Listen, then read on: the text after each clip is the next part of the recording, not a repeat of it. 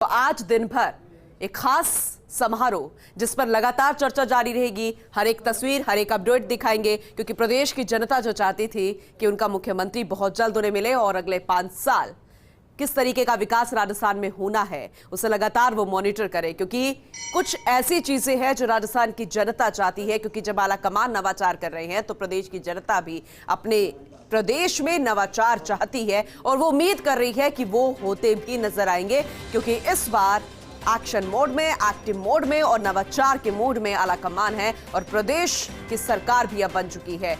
शपथ ग्रहण समारोह है, कौन कौन संभावित नाम होंगे मंत्रिमंडल में, क्योंकि उसको लेकर भी चर्चा जारी है कि हो सकता है कि उनके नामों का ऐलान हो जाए। वो नाम फर्स्ट इंडिया न्यूज ने आप तक पहुंचाए। इसके अलावा कौन कौन मुख्य मेहमान आ जाएंगे, प्रधानमंत्री से लेकर तमाम जो मंत्री हैं, केंद्रीय मंत्री, उनके नाम हमने आप तक पहुंचाए कि आज गेस्ट पैनल ये रहेगा। इसके अलावा मुख्यमंत्री भजनलाल शर्मा, उप मुख्यमंत्री दिया कुमारी और प्रेमचंद बैरवा शपथ लेंगे। वो जानकारी भी आपको दी, उनका इतिहास क्या रहा है, राजनीति सफर क्या रहा है, बैकग्राउंड क्या रहा है, वो भी जानकारी फर्स्ट इंडिया ने आप तक दी और हर एक तस्वीर आप तक पहुंचा रहा है। पहली तस्वीर जरा देखिए, आपसे चंद मिनट पहले की तस्वीर है जब उप मुख्यमंत्री प्रेमचंद बैरवा मोती डूंगरी गणेश मंदिर पहुंचे। कहते हैं कि जब किसी भी शुभ काम की शुरुआत होती है तो सबसे पहले हम अपने गणपति बप्पा को याद करते हैं। कहते हैं गणेश जी को पूजिए, उसके बाद फिर सारे काम अपने आप बनने लग जाएंगे, बिगड़े काम भी बनने लग जाएंगे। और इसीलिए धूप लगाई जाती है। आराध्य देव माने जाते हैं गोविंद देव जी और मोती डूंगरी गणेश मंदिर। तो सबसे पहले यहीं पर धूप लगाने के लिए पहुंचे और तब हमने आपको तस्वीरें दिखाई थी जब मुख्यमंत्री भजनलाल शर्मा भी मोती डूंगरी आए थे, जब उप मुख्यमंत्री दिया कुमारी भी पहुंची थी और अब प्रेमचंद बैरवा पहुंचे हैं। तो आज दिन बेहद खास, इनके लिए ऐतिहासिक दिन, यादगार पल और उसी को और ज्यादा बेहतर बनाने के लिए शरण में पहुंचे हैं मोती डूंगरी गणेश मंदिर, उनका आशीर्वाद लेने के लिए, प्रदेश की खुशहाली कामना करने के लिए और धन्यवाद देने के लिए। जाहिर सी बात है। और महंत कैलाश शर्मा भी पहुंचे थे, विधि विधान रूप से पूजा अर्चना उन्हें मोती डूंगरी गणेश मंदिर में कराई गई। ये फिलहाल अंदर मंदिर प्रांगण की तस्वीरें हैं। और दूसरी तस्वीर जरा देखिएगा, ये है मुख्यमंत्री भजनलाल शर्मा, राजस्थान के नए मुखिया, नए पद पर आज काबिज होने जा रहे हैं, सिंहासन पर बैठने जा रहे हैं, औपचारिक रूप से शपथ लेंगे, ओथ लेंगे और राजस्थान के विकास के लिए फिर 5 साल लगातार काम करेंगे। और प्रदेश की जनता को उम्मीदें भी ज्यादा हैं, क्योंकि जब नया चेहरा लाया जाता है, नवाचार किए जाते हैं तो जनता की उम्मीदें जो है वो और ज्यादा बढ़ जाती है। ऐसे में देखना होगा कि आज से ही किस तरीके का रुख, किस तरीके की तस्वीर प्रदेश सरकार की नजर आएगी, एक मुखिया के रूप में, उप मुख्यमंत्री के रूप में और अन्य मंत्रियों के रूप में भी किस तरीके की जिम्मेदारी निर्वहन करते नजर आएंगे सभी नए चेहरे। फिलहाल वो तस्वीरें आपको जो दिखा रहे हैं भजनलाल शर्मा की, जब लोगों का तांता लगा हुआ था।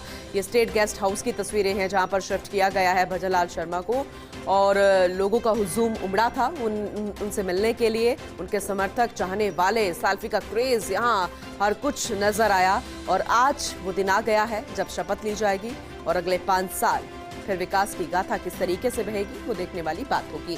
पॉलिटिकल एडिटर योगेश शर्मा जी हमारे साथ जुड़ चुके हैं, उनसे ज्यादा जानकारी लेंगे, समझने की कोशिश करेंगे कि आखिर 5 साल किस तरीके का एक्शन नई सरकार का, इन नए चेहरों का नजर आने वाला है।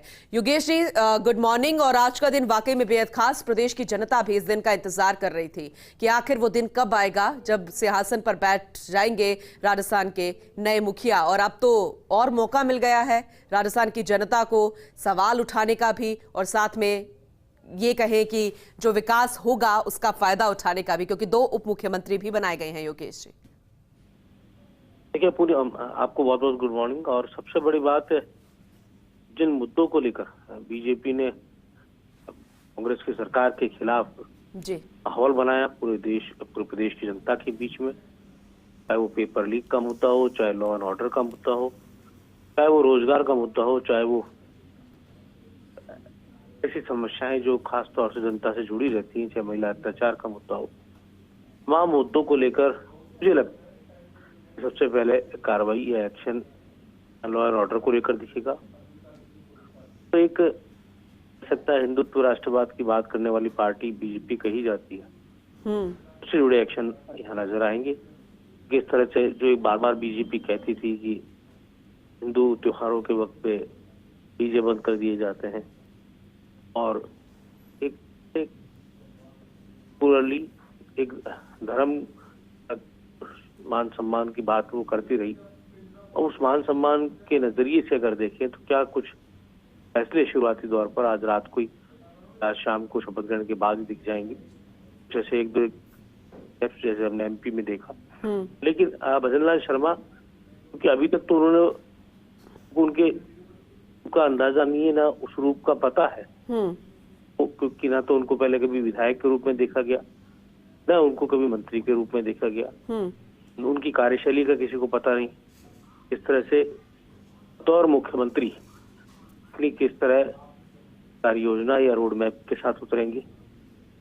आज वो कार्यशैली का पहला दिन होगा, इसको आज पूरे प्रदेश की जनता भी देखेगी, और देश की जनता भी निगाहें भजन लाल शर्मा पर टिकी है कि पहली बार बनने वाला विधायक और मुख्यमंत्री बनता है, उसका पहला दिन कैसे रहेगा जब वो शपथ लेंगे, और शपथ के बाद वो करेंगे सचिवालय में बैठकर पहली बार मुख्यमंत्री के कक्ष में बैठकर, बाद क्या ऐसे 2 या 3 बड़े वो निर्णय लेते हैं जिन पर सबकी निगाहें होंगी, जो जनता के नजर होंगे। ये जरूर है कि राजनीति का आज बहुत बड़ा दिन है। 3 दशक बाद ब्राह्मण समाज का व्यक्ति राजस्थान के मुख्यमंत्री के पद पर बैठ रहा है, ये भी एक बड़ी बात है। और जो कि बीजेपी का वोटर रहा था, उसमें कई ब्राह्मण चेहरे रहे, चाहे वो ललित किशोर चतुर्वेदी हो, चाहे हरिशंकर भाबड़ा हो, रघुवीर कौशल हो, अवदयाल जोशी हो, हरि कुमार औदित्य हो, चाहे वो हम देखें तो आम चेहरों, चाहे गिरधर लाल भार्गव हो, मुख्यमंत्री बनने का अवसर किसी भी ब्राह्मण चेहरे को भारतीय जनता पार्टी में नहीं मिला। जनसंघ से लेकर बीजेपी तक के पूरे ये सफर को देखे तो पहली बार ऐसा है तो भारतीय जनता पार्टी का कोई ब्राह्मण चेहरा मुख्यमंत्री के पद तक पहुंचा है। चेहरा जो बिल्कुल एक सामान्य कार्यकर्ता, संघनिष्ठ कार्यकर्ता, भारतीय जनता पार्टी संगठन में अब से कहा जाए तो पूरे 24 घंटे काम करने वाला कार्यकर्ता, वो अब बतौर मुख्यमंत्री राजस्थान की सेवा में जुटेगा। और वो कहते रहे कि मैं सेवक के तौर पर ही काम करना पसंद करूंगा, मन में सरलता के साथ काम करना पसंद करूंगा जी। लेकिन अन्य और सरल अंदाज अपनी जगह है, फैसले और अड़िग ठोर किस तरह से वो लेते हैं। जिस तरह राजस्थान के अंदर पिछले कुछ दिनों में गंगवार का एक हब बना, राजस्थान के अंदर कानून व्यवस्था कई इलाकों की बहुत चौपट हो चुकी है, खासतौर से वो सरहदी इलाके जो हरियाणा इससे सटे हुए हैं, हम और वो खुद बरस से क्षेत्र से आते हैं जी, गुना की धरती से आते हैं, गोविंद की धरती से आते हैं, राज की धरती से आते हैं। और आस्था अध्यात्म में आपको ध्यान ही होगा पूनम की राज्य के अनन्य भगत होने के साथ ही अपने राजनीतिक कार्यों के बीच से भी वो समय निकाल कर गिरिराज जी की जाना जी, वहाँ पर लगाना, साथ ही वहाँ समय समय पर अपनी सेवाएं देना जी। तो ये सब आस्था और धार्मिक उनके अंदर है, वो मुझे लगता है उनके फैसलों में भी नजर आने वाली है। और सबसे बड़ी बात जनता को महंगाई से राहत देने की बात। महंगाई का मुद्दा ऐसा मुद्दा था जिसको लेकर कांग्रेस सरकार ने भारतीय जनता पार्टी को घेरा था और कई अभूतपूर्व फैसले हुए गहलोत के राज में, इसमें कोई दोहराए नहीं है। कारण जो आम जनता को लाभ मिला, खासतौर से हम चिरंजीवी की बात कर लें, चाहे पीर परिवारों को सिलेंडर सस्ता देने की बात कर लें, बिजली में राहत की बात कर लें। अब सवाल ये उठता है कि राहत को बीजेपी का जो संकल्प पत्र था, कांग्रेस का जो घोषणा पत्र था, तो गहलोत ने उसको एक दस्तावेज बनाया था अपनी सरकार आते ही, तो एक कानूनी अमली जामा पहनाया था। अब क्या बीजेपी संकल्प पत्र को अमली जामा पहनाएगी, जिसे केंद्रीय कानून मंत्री रजूर राम मेघवाल ने तैयार किया जी। रजूर राम मेघवाल की अध्यक्षता में जो कमेटी बनी थी उसने वो संकल्प पत्र को तैयार किया था। अब वो संकल्प पत्र अब बीजेपी का वो दस्तावेज बनेगा पहले दिन से ही, जिसके जरिए कार्य योजना को भारतीय जनता पार्टी शुरू करेगी, सरकार को शुरू करेगी। एक और नया दिन, नई बात ये भी होगी कि हमने अब तक 20 सालों में 2 ही मुख्यमंत्रियों के चेहरे देखे हैं, और जिनको देखते हुए हमारे स्कूल से लेकर हम कॉलेज में पहुंचे और फिर हम जॉब में आए, गहलोत और सुंदरा राजे। जी। आज हम पहली बार उस चेहरे को देखेंगे जो इन दोनों चेहरों से अलग होगा और कहा जा सकता है कि अब अशोक गहलोत का युग भी नहीं होगा और राजे का युग भी नहीं होगा। अब आज से भजनलाल शर्मा का युग शुरू होगा राजस्थान में। जी। तो ये भी एक बड़ी तस्वीर हमें आज अल्बर्ट हॉल के सामने और रामनिवास बाग आएगी। और रामनिवास बाग अटल बिहारी वाजपेयी भाषणों के कारण उस जगह को जाना जाता रहा। जी। वो रामनिवास बाग जहाँ पर सकता है कि बड़े बड़े चेहरों ने अपनी राजनीतिक यात्रा को शुरू किया था। चाहे बीजेपी की इसलिए बात कर रहे हैं क्योंकि सरकार भारतीय जनता पार्टी की बनी है, लाल कृष्ण आडवाणी, अटल बिहारी वाजपेयी, तमाम वो चेहरे जिन्होंने रामनिवास बाग से अपने राजनीतिक जीवन के अंदर बड़ी बड़ी सभाएं की, ओजस्वी भाषण उनके जयपुर की जनता ने देखी।